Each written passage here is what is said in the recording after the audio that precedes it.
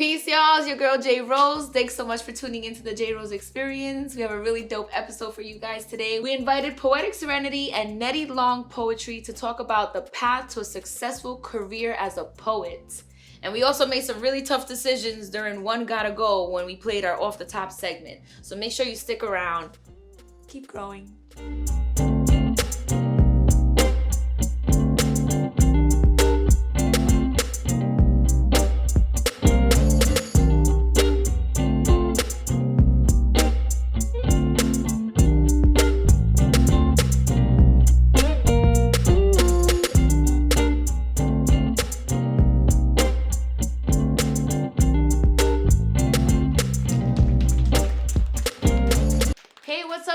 Welcome to the JRose Experience. I'm your host, JRose. We out here for season 3 in Philly. Shout out to all the Philly poets that we've been interviewing. I'm super excited about today's episode because I have a very amazing poet that I met online, and I'm so excited that I finally get to meet her in person. So please welcome our first guest today, Poetic Serenityy. Hello, thank you. Yay! I don't know who's more excited to see me or you. Like, I think we're the same. We're both geeky. Yes. I already told you before. I'm like, seriously. Definitely. So, my girl, congratulations on the book. Thank you. Tears of a Butterfly. Let's get started. Where did the inspiration come to create this book? The book actually came after writing. I started writing again after my mother passed in 2018. I needed an outlet. Yes. So I've always loved writing. I just haven't written anything in a long time. Yeah. And I just needed something to express whatever I was feeling. So writing to me is always easier than talking. I looked on Instagram and I just started posting, and I was just surprised at how many other poets were on here. So it just started to build a foundation. It did, and just started building the family. I've actually been on Instagram for 3 years. So just started writing, started sharing, my work, meeting so many amazing people. Yes. Like, honestly, not even just, making it sound cliche. I really have. So it just really was an awesome experience. Never would have thought this would be happening. Really? No. You never imagined yourself being a published author? No. Not for poetry, for children's books. Oh, okay. And I still want to do a children's series. So that's like my real passion. But poetry was never part of my mission or part of my goal to do. It was just something that just happened. Yeah. And it just grew. And my work just grew. And I think the more I started to open up and not be afraid to express and not worry so much what people would think or whatever.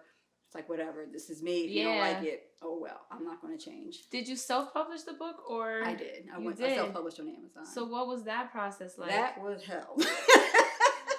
So it's the word on the street. I ask every author, everyone that's been published, I like to know because, there's a lot of people out there that want to publish their work and they're not sure which direction to go.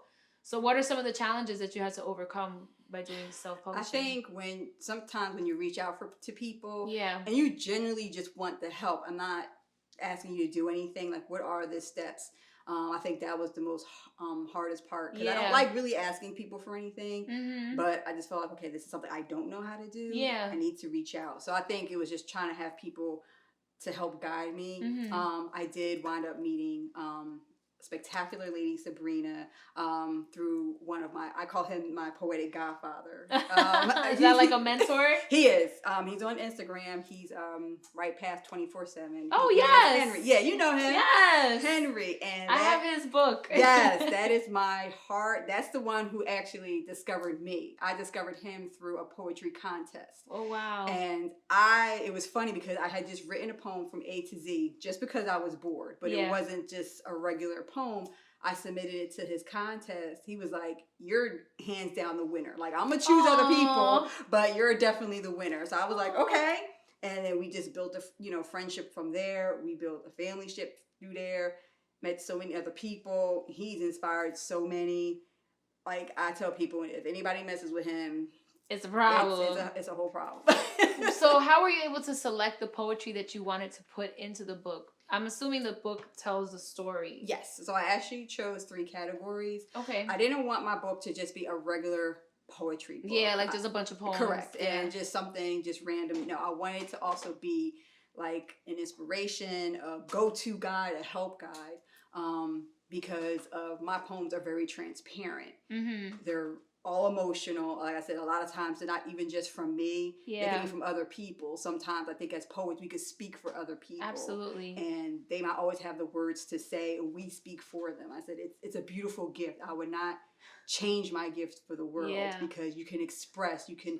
It's like creating art. It is. You're creating art with words. So I love the fact that you could do that. So I chose pain, I did love, and I chose strength. Okay. And it wasn't easy to choose my poems. I didn't realize how many poems I have written. Wow. How many poems have you written? How often do you write, by the way? I write every day.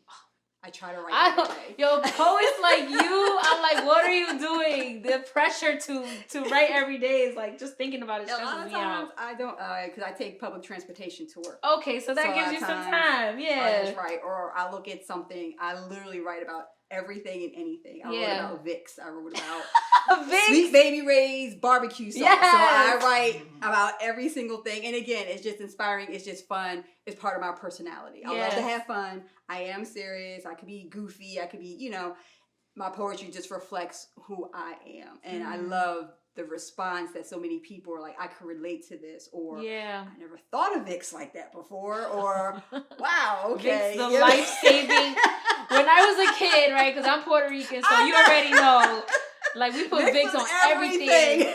And I remember being a little girl telling my mother, I think Vicks is the cure for cancer. That's what I used to tell my mom. And my mom used to be like, why? And I'm like, because you tell me it fixes everything. It fixes everything. It's like Robitussin. Robitussin and Vicks and Windex is like everything. Tell Vicks to holla at me. So the topics that you chose for your book obviously are things that a lot of people can relate to. And I know that some of your poetry stems from some of the things you've dealt in your life. And you mentioned, speaking off camera, that you have lost both your parents. Mm-hmm. And, like, it was like reading that part of your bio was just like, oh my gosh, like that must have been so painful to go through. But, I admire the strength that you have. Because a lot of people imagine themselves in that situation and feel like, I think I would be a mess. Like, you probably couldn't get me in front of a camera ever the rest of my life. But, seeing people like you that, like, push through that pain and that loss. So, like, what advice do you have to people that have lost a parent and are struggling to get out of that? It's, so, like I said, I lost my mom in 2018. I just lost my father this year. Was it due to the pandemic? No, it wasn't. He actually had a heart attack. Oh, my gosh. And the last conversation I had, he knew that I was writing, and I was in the midst of creating my book, and I wasn't finished yet. Mm-hmm. But he knew of my book. So he did express how proud he was of me. I'm sorry. Oh. I'm sorry. Can you, Want to hold on a second? Okay. I'm sorry. It gets emotional. I'm sorry. I was Sometimes it doesn't hit you until you talk about it and say it out loud. We can talk about something else if you want. No, it's cool. No, okay. I like to share it. I mean, people already know I'm a crybaby, so I meant to warn you. You're gonna make me cry. I'm like, please, no. I'm sorry. I meant to warn you. It's tears of joy because, again, I got a chance to speak to him before he passed. Yeah. And he told me how proud he was of me. And, he was looking forward, to reading it. And he was just proud of the works I've done prior. Yeah. So it was a surprise when he passed, but I think it pushed me even more to do it. Okay. I think it gave me, I have to do it. Because it was like, you know what? I already lost my mom. I lost my dad. I need to do it. I need to do it for him. I need to do it for my kids. I need to do it for myself. Absolutely. I need to do it for other people who are going through it. And like you said, it helps you. Whatever you're doing, you're sometimes doing it for other people. Yeah. So many people lost their fathers this year. Yeah. And it's just, not just due to the COVID, just regular. In general, yeah. So writing is, a strength. It helps people. It helped me. So again, I keep pushing, not just for myself, for my dad, and for everybody. So it helps to get me out the mindset of what happened. But like I said, I do everything for him. I do it for my mom and for my kids. I'm like, I'm gonna make you proud. So I guess this is a proud moment. So using that, you turn that pain into like motivation. Exactly. Oh, you're so strong. Like I can't, I count my blessings every single day, but thinking about that still like stresses me out. So I could just imagine like people that I know that have lived through this. So thank you for sharing your strength. Definitely. I'm sure that they are smiling down at you like, look at my baby, published author over here. I know they are. So that's what gives me a joy too. Because, I know that they are, smiling and they're happy. Yeah. So I'm doing this for them. What is your favorite poem in the book? Ooh. I don't think I really have a favorite one. Oh, don't be that parent that be like, I don't have a favorite. I have a favorite kid. Like, come on. There's one that you kind of like fuck with a little more than the other. I think there is one. It's one that's called Buttermilk Biscuit. Oh. And I love to use food as part I'm here for it. But a lot of times it's not just, I use it as a metaphor or I turn it into a person. Yeah. So is that like your style? That you use a lot of like personification in your writing? I do. Yes. I think that's super dope and super creative. I love personification. What's your process when you're trying to like turn something that is like an object? It just happens. It literally, like if I'm thinking of something, it's just a continuous flow. And once I'm done, it's done. And it's like, if I try to go back to do, I'm like, I don't know how. Yeah. Like a lot of my pieces, honestly, if I ever tried to go back to do them again, I would have no clue. That's like when you throw it and it lands in the thing, and like, damn it. If I try to do that again, it won't work. It won't work. Like, it's totally gone. Shot. So one time, it's good to go. I'm good. But yes, I just have fun. That's why I tell people, just have fun with what you do. And everybody is different. Everybody has a different style. Everybody's not going to be, that serious one. That, just be you in your writing. And I think people just respect that more. Absolutely. That authenticity is everything. Yes. Have you been able to hit the stage during this? And that's the thing. And that's what I was going to tell you before. She was talking to me about like, I'm nervous on stage. And I was like, we're on set. There's no stage. I'm like, I've never done stage before. Like my gosh. Because like I said, my poetry to me is not for like a performance. Right. It's just more like you're reading. It provokes your thoughts. Yeah. So I want you to think with my words. I want you to think, wait, did she mean this or did she mean that? Mm-hmm. It can mean both. I love to hear the feedback. Yeah. I love to hear like how people receive your So it's more of a thought process. So I'm gonna remix my question. Okay. Right? Because I usually ask my guests, because I'm a big shoe lover. I love shoes, man. I love your boots. Thank you. So if you're gonna perform on stage tomorrow, what shoes would you wear? I actually was trying to find some of those because it was last minute, and I said, oh my gosh, I'll have no time to go to the store. None of that stuff. I told my husband, listen, whatever, this is all I got. Just give me the boots. Just give me the boots. Just come on. But actually, thank you. I said, you know what, this is me. I said, so you would do like some little booty heels or I would do little booty heels. I said I'll probably give me some little leather pants. See, you could tell she's new at the performing thing, because that standing on stage in heels is some next level shit. Then I'm trying to be cute. She gonna be cute and then like listen, bobble off the stage. I'm kind of used to it because before the pandemic, when the churches had closed, I would do praise and worship. So when I was talking to the guests, and I was like, oh, I did that too. So I'm used to standing there in the heels for like almost an hour. Yes, sis. So okay. So praising the Lord in heels, I can do it. Well, I can't wait to read your book. Well, you don't have to wait any longer. Oh. You don't have to wait not a second longer, sis. Yay! Oh, I'm so excited. I got you. I thought I was going to have to wait to like mail it in. Oh, no, you don't. No, you don't. Oh, you have Tears of a Butterfly. Oh, I love this cover. Thank you. That is moi. Poetic Serenity's book. Thank you. You are so welcome. Do you mind sharing something from the book with us? Not a problem. Yes. Not a problem. Oh, I'm so excited. We'll be right back with a reading from Poetic Serenity. Rose petal red. She reaches down in her purse to retrieve her mirror. trying to check for imperfections and errors. She felt her lipstick was missing, grabbed her favorite shade, rose petal red, gliding smooth across her lips, same color matched her fingertips. She glared in the mirror one last time to make sure everything was fine. But then a thought came to her mind. A voice sounded like it was coming from behind. The voice said to the girl with the red lips, "You don't need any of this. Take this tissue. Time to give the world the real you." This is Stretch Marks and Scars. Stretch marks and scars. Follow the trail of my life story. History is all over me. See this here, above my navel? Shows the strength of my motherhood. Expansion of skin where my babies were within me. These marks on my thighs shows growth of my womanhood. Body changes form, beautiful. My hands behold the scar from not being cautious. Slight burn from the oven, but worth the meal I was able to prepare. Skin reminds me of my life's journeys. Road map of life, travel with me. I'm fine. Lies. What a horrible being you are. Stirring up mayhem, strife for your own pleasure. Demolishing the paths of your victims. You dress up in a white bow to indicate that it's no big deal. But it's all the same attire. Lie. You are the blame. You present as only one, then multiply. You then become too much, then you ensnare all those around you. You forget how many there are.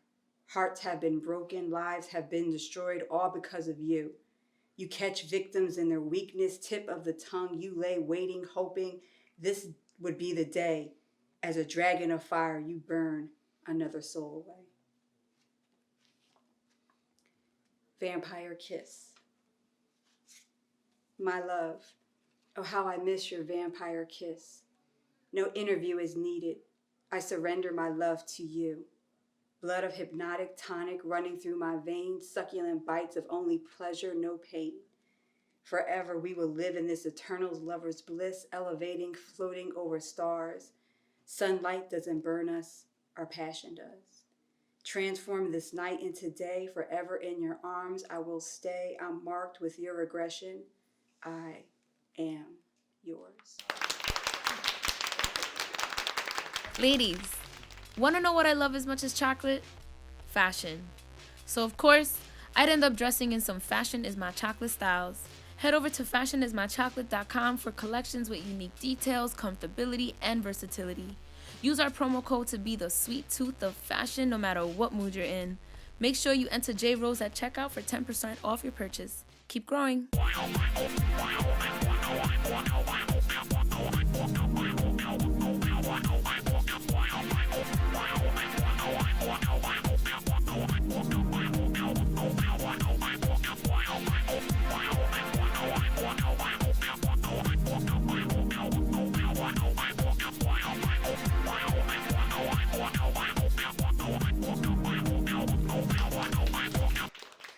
Welcome back, guys. Welcome back to the JRose Experience. I'm your host, JRose. I'm here with my next guest, who is a longtime friend of mine. I like how we met is like a story from the movies. And I'm super, super excited that I'm able to have her on the show today. So please, without further ado, welcome Nettie Long Poetry. Hey! How are you, girl? Girl, I'm good. Our love story is a beautiful one. We met years ago when I first started like my platform. You drove all the way out from like Carajo land. You came to New York to see one of a mutual friend of ours that we know who was featuring on my show, and we've stayed friends since then. Yes, we have. You've come out to the Bronx to see me. You brought your kids with you. Right. That's actually probably my first time ever performing. Oh my, officially. Girl. So can we talk about that, right? Because when I first met you, you were so shy. Like you were just like, I'm so scared, like a little mouse, and I'm just like, why? I'm aggressive, right? So like I gotta be like, what's wrong with you? You're amazing. And you were super, super shy. And then you came and you brought your kids, and your son got up there and was like, da da da da da. And I was just like, why can't you be like him? So now I've evolved. Talk about evolve. I have evolved. You are like a force to be reckoned with. Thank you. What did you do to snap out of that shyness? I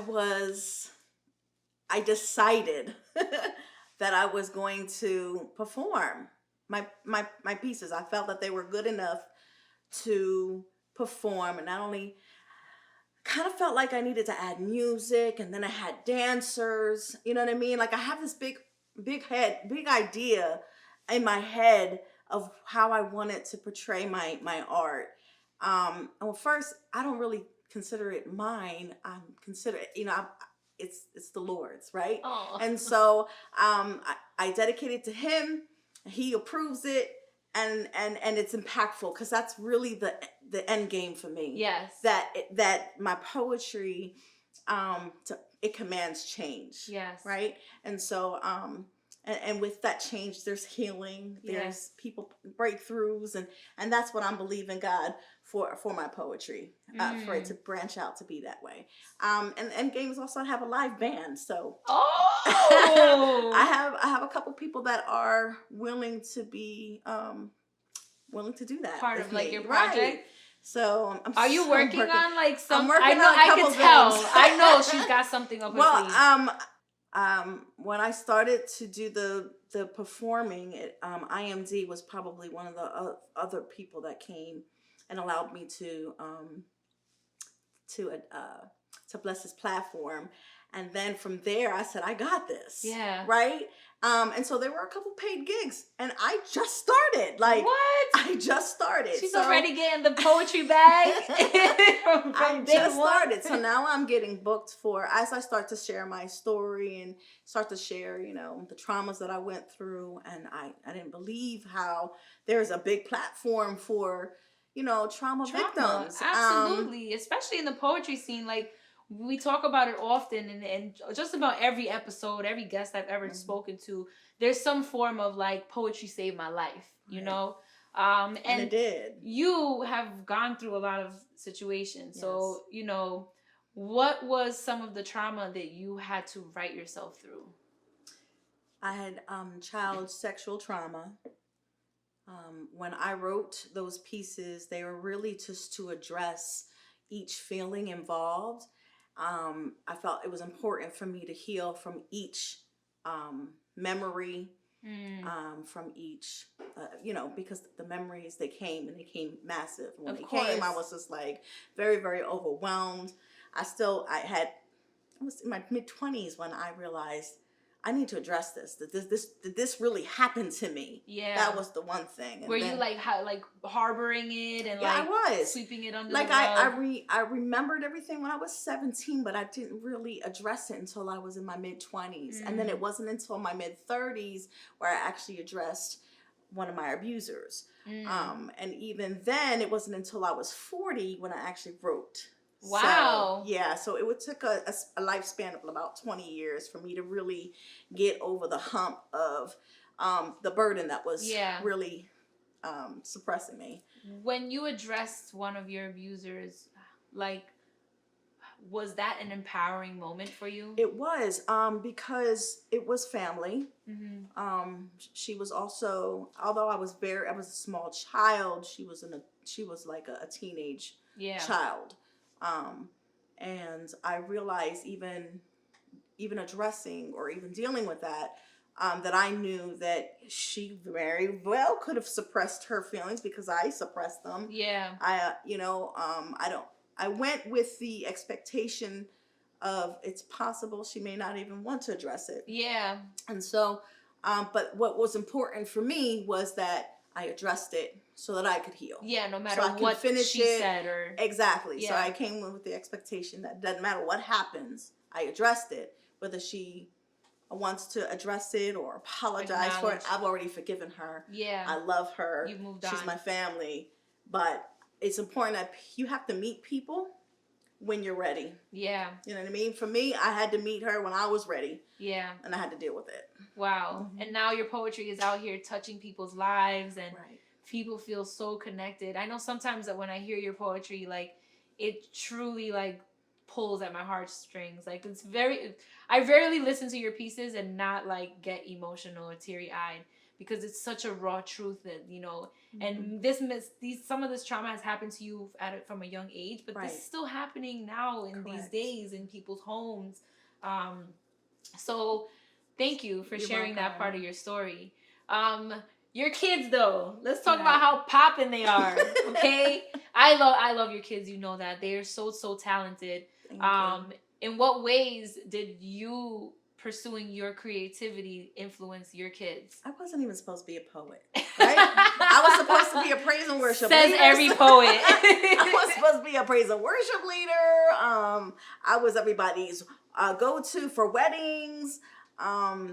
You know, I was content with it just being it belonging to the church, right? Yeah. And so it wasn't until another trauma that impacted also the children. Yeah. And then that was the part where it was supposed to take me out. That was that was the situation that broke the camel's back. Like, the depression was real, as if I wasn't already depressed. Yeah. And then it was on different levels of depression. So and then I didn't want my children to think I would not do anything for them. So it was very important that if I'm going to get rehabilitated, so are they. Yeah. And they're going to get the best therapist. Yeah. And honey, it wasn't until I felt, and it was years later. Yeah. Was it like a domestic situation? It was. Yeah. Yes. Yeah.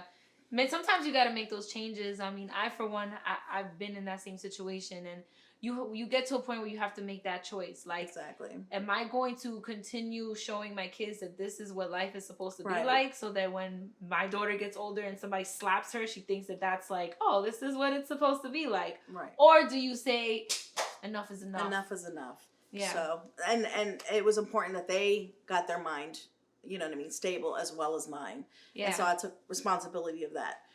So do they, like, because I know your son does music. Mm-hmm. Was him that seeing was a you? Surprise. Was him seeing you doing what you're doing what pushed him to do that?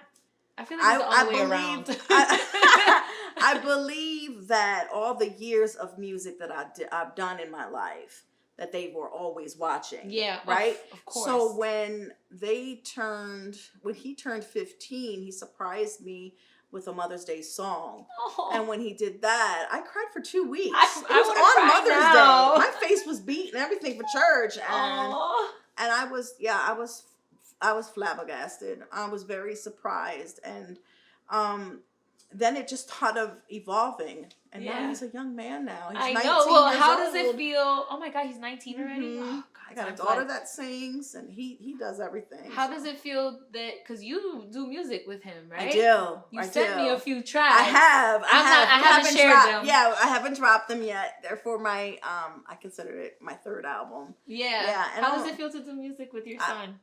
A joy.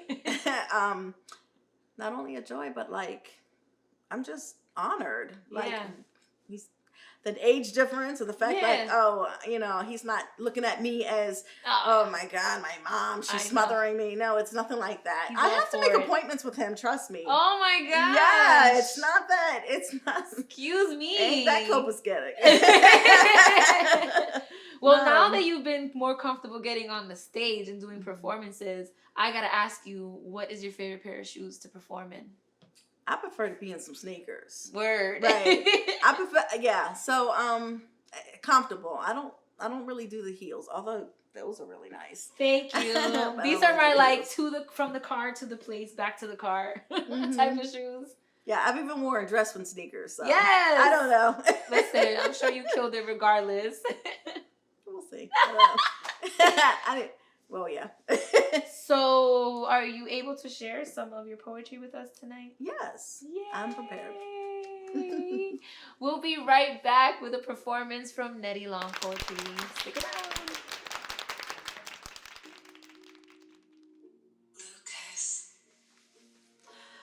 I am a victim of molestation.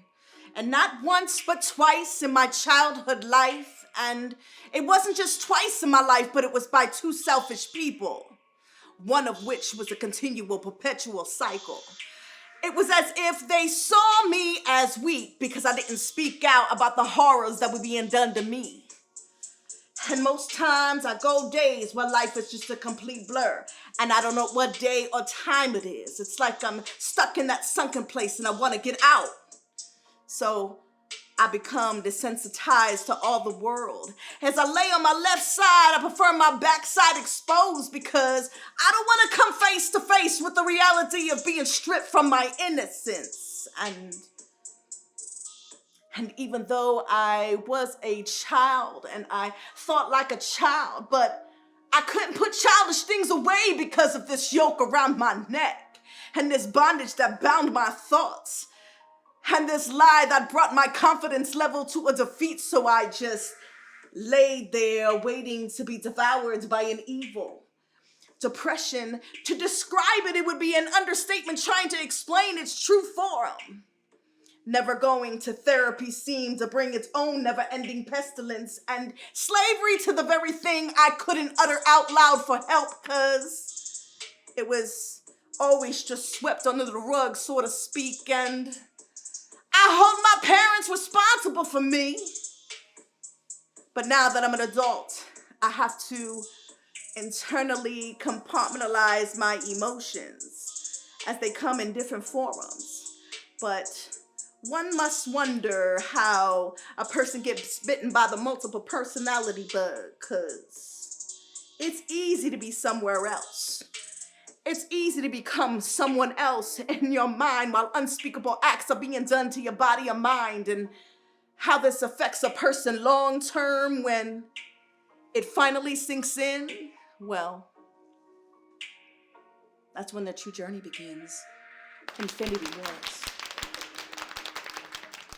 From the brand that redefines the chivalrous style of today's gents comes their exclusive Key to the City collection. I'm super hyped about this collection because no matter where we go with the JRose Experience, no matter what city we're in, I'm going to be able to rep for New York and people are going to know where I'm from.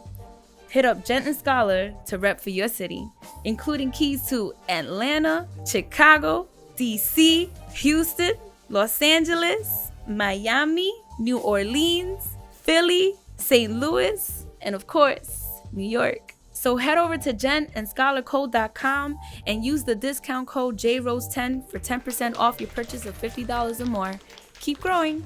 Welcome back to the JRose Experience. I'm your host, JRose. Still JRose. Sorry, guys. Not changing. I'm here with both of my guests today. I have Nettie Long Poetry. I have Poetic Serenityy. We're going to talk about the path to a successful career as a poet, right? What does it look like? What does success mean to you? How does that look for you? Take it away, ladies. I just think you just enjoy the journey. Just for somebody, speaking of myself, being brand new into this, I'm learning so much. I'm learning that there's so many different avenues to poetry. You have the writer, you have the speaker, you have one who tells stories, you have one that just gives a thought. I just feel like your success is what you make of it. Don't chase the money. I will say that, because I think at first the mindset, yes, you do want it. And I do feel that, yes, you should be compensated for your work. But I think sometimes it can overpower your true nature of what you want to put out there. I think what happens is when you just think about the dollar and you get caught up in trying to follow somebody else and you lose yourself. Don't lose yourself in this path. Everybody's different. Everybody's gifted differently. Just stay yourself.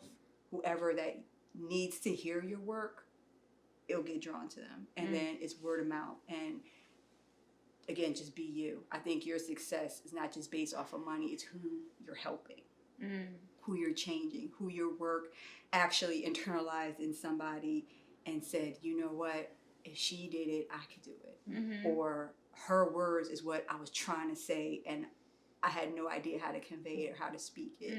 To me, that's success, because you're leaving a mark, I think, which is more valuable than a dollar. when you leave yourself with somebody. Yeah. I think so. Ooh, I think that's when you success. leave yourself with somebody. Ooh, go ahead, poet. How about you? How has that path been for you, and what does success look like? I think what was most important right now for me, as for my journey, was I needed to step away from being shy, right? And so I did the open mics, and then I did performances at being featured, but I was in control of what I was able to perform. So the performance part of it, I knew I would be able to actually do well. Yeah. Just because of, my background, as far as praise and worship and things like that, and acting. So I think actually performing just your a cappella pieces were the most critical for me. So really, why are you so used to performing with music? I can remember my lines better. Oh, I can flow better. It's just it's connected. I'm connected to it, but I've gotten over the hump of doing that. So it's really practice. But you also need to create a platform so people do know who you are. Yeah. Instagram, for one, is where I put most of my poetry and anything related to poetry. And then as you go to these open mics, I was always, hey, I'd like to follow you. Yeah. And people would follow back. So that's how I got, your audience. My audience. Yeah. What do you think is one of your greatest accomplishments in this journey? Well, for me, I'm always wanting to make sure what's the theme like. Yeah. I feel like I need to be, and I really prepare. She really does. She was texting prepare. me like, "Is there a theme for the interview?" And you wouldn't tell me, so and I'm like, "Questions?" And I've already stuttered. Okay. But I don't like going anywhere without knowing what the vibe is like. That's why there's certain platforms I will not do. Yeah, it's not your thing. I won't do another comedy, Yeah. show, because people, not with what I have. You know Yeah. what I mean? Because a lot of it is very thought provoking. Yeah, it's deep. And I've had a person walk away and leave my when I was presenting and come back and says, "Don't speak about depression again." But oh my God, it was in light of the not knowing the vibe. Yeah. You know what I mean? Maybe I should have done something a little more upbeat, because it was after that, when I was done, they were dancing on the floor, and I'm like, clearly I missed the vibe. So I never, ever, ever want to do that again. You know what I mean? Because I don't want people to look at poetry per se. Yeah, like, in that way. Poetry sucks. Yeah, they all depressed people. Right. Depressed ass poets. Which is a very likely stigma people think about us, but yeah. So listen, our pain makes us create some dope shit. It does, for sure. What about you? What's one of your greatest accomplishments in this journey? I think just meeting the people along the way, and just really helping people the least expected. There's a friend of mine, she's a nurse at a nursing home down in Georgia, and she shared my book with her elderly patients. Oh. And they loved it. Really? And the one that they like is the most is Vampire Kiss, which is not really provocative, but it's a little, it's kind of a little sexy. Risque. You already know. I'm here for all of the sexy shit. And she loved it. And I said, and she showed me a video of them holding the book. Oh. That made me, of course, tear. And it's like, you don't know, again, who you're affecting. Yeah. Because, this is somebody, she has cancer. This is somebody who's, and this is somebody that's holding your work and loving your work.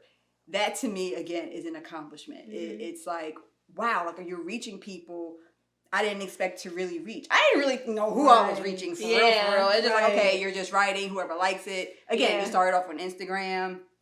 Okay, cool. You like it? Oh, you want more? Okay, here you go. You know what I mean? But it didn't, the way it just flourished and how it just blossomed. And then again, people were like, you need to write a book. You need to write a book. And I'm like, okay, when I get there, I know, like it's pressure. It's a lot of work. It is a lot of work. I'm not gonna lie, it is a lot of work. I would definitely have to agree. Yes. Yeah. Well, and that just kind of piggyback a little bit. It wasn't.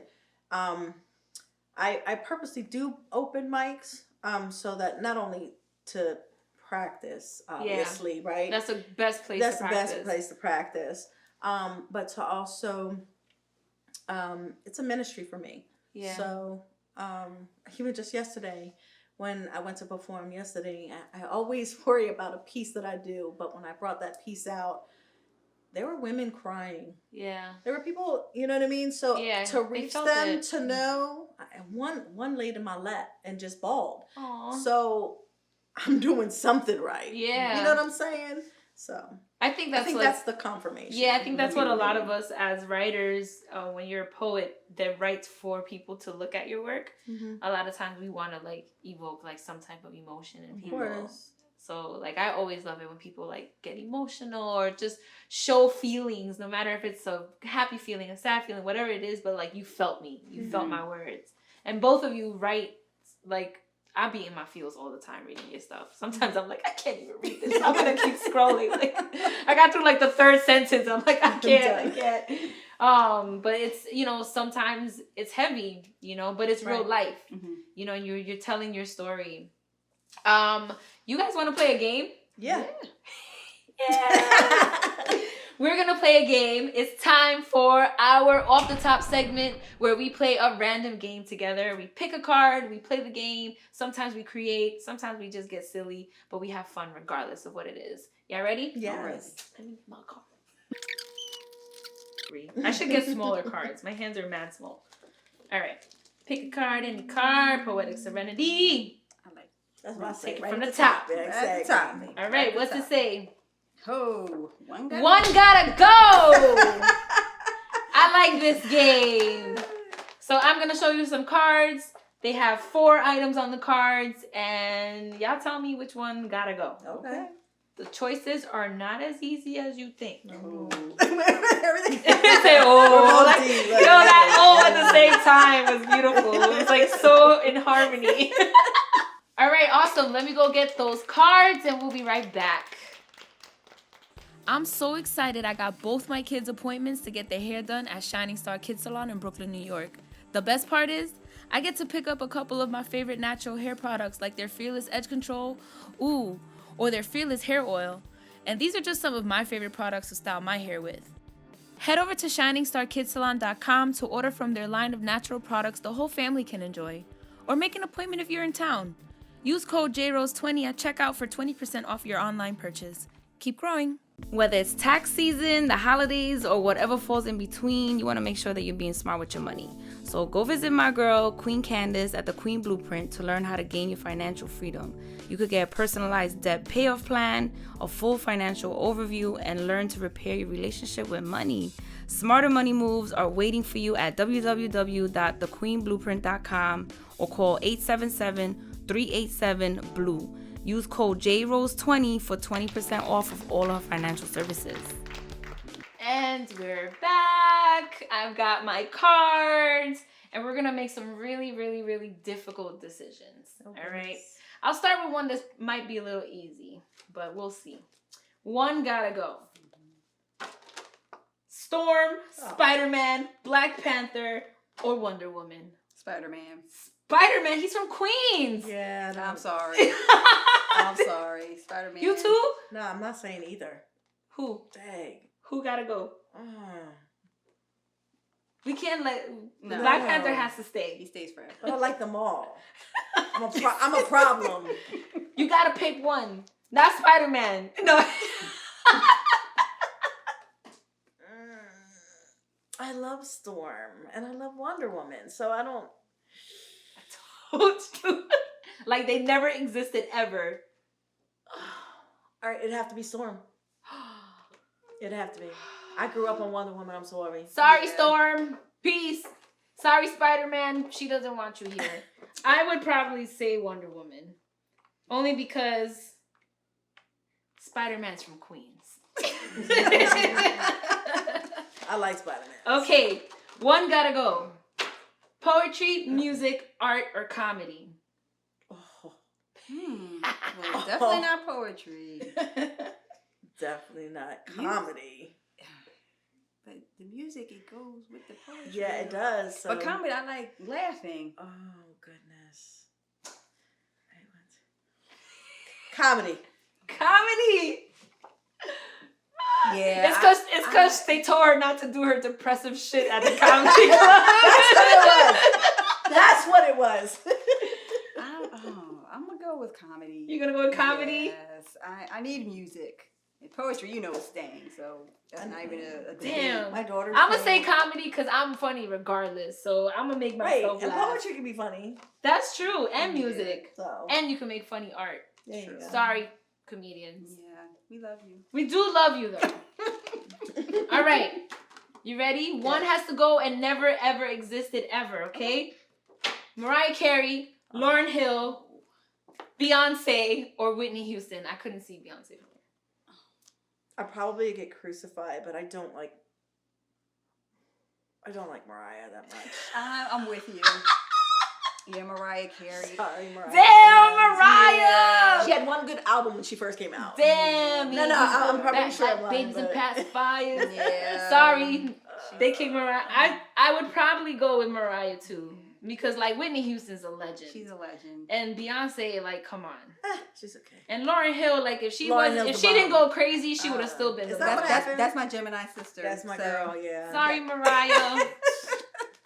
We don't go way back. All right. Ooh. Must be a hot one. Let me stop being weird. All right, one gotta go. Okay. Denzel Washington, Michael B. Jordan, Idris Elba, or Will Smith. That's my movie husband.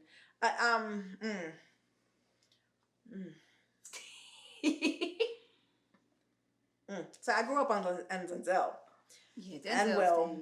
I've seen Denzel on Broadway twice. Oh, really? Like, yeah, he can't go. You leave him there. No, I wouldn't.